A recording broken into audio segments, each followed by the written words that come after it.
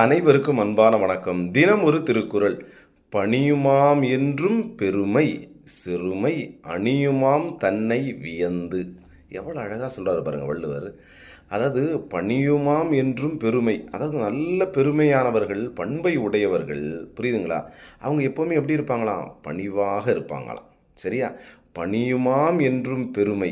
அதே சில நேரத்தில் பண்பில்லாதவர்கள், சிறுமை குணம் படைத்தவர்கள். நம்ம கூட சொல்லும்போது அவன்லாம் ஒரு சின்ன புத்தி உள்ள ஆளுங்க, ரொம்ப ஆட்டமாக ஆடுறான் அப்படின்லாம் நம்ம பேசுவோம் பார்த்தீங்களா? அந்த சிறுமை குணம் படைத்தவர்கள் என்ன பண்ணுவாங்களாம்? அணியுமாம் தன்னை வேந்து. நான் யார் தெரியுமா, நான் அப்படிப்பட்டவன் இப்படிப்பட்டவன் அப்படின்னு பெருமையாக பேசிப்பாங்க.